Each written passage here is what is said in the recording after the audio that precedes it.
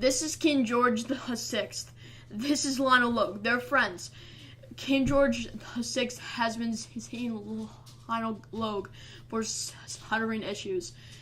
He's about to make one of the most important speeches in history. He is the King of England. This is one of the most important speeches in history because he is declaring war on Germany, taking part in World War II. This is very important.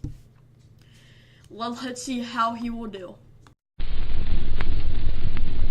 In this grave hour, perhaps the most fateful in our history, I send to every household of my people, both at home and overseas,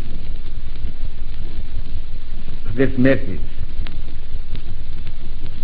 spoken with the same depth of feeling for each one of you as if I were able to cross your threshold and speak to you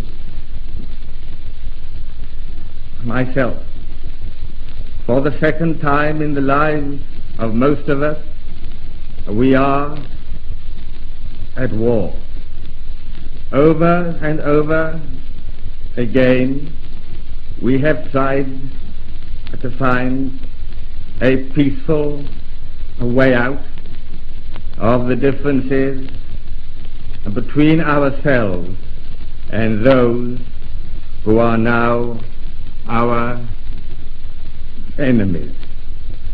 But it has been in vain. We have been forced into a conflict, for we are called with our allies to meet the challenge of a principle which, if it were to prevail, would be fatal to any civilized order in the world.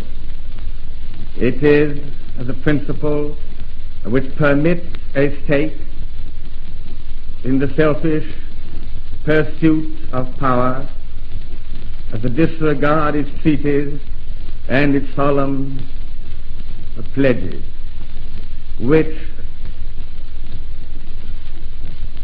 sanctions the use of force or threat of force against the sovereignty and independence of other states.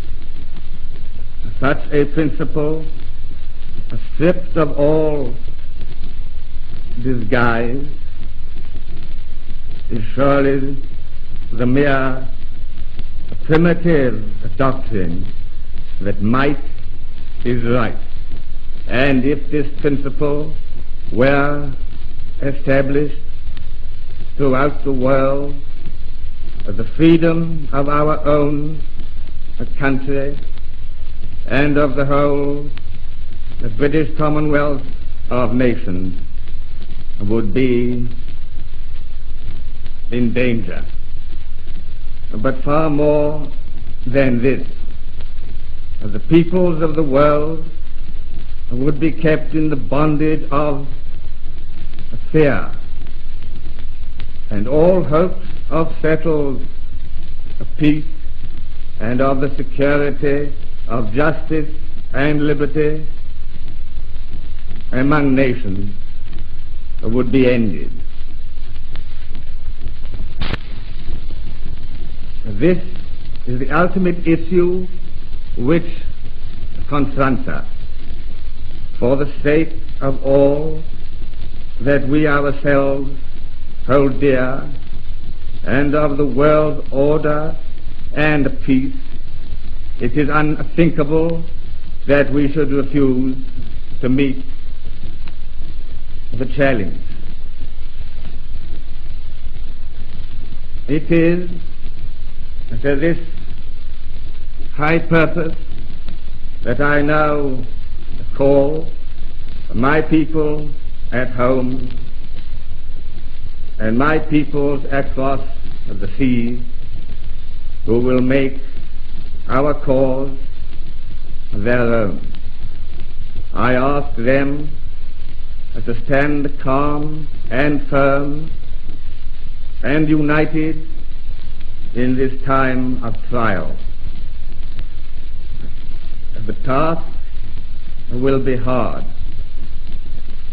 There may be dark days ahead, and war can no longer be confined to the battlefield. But we can only do the right as we see the right, and reverently commit our cause to God. If one and all we keep resolutely faithful to it, ready for whatever service or sacrifice it may demand, and then, with God's help, we shall prevail. May He bless and keep us all.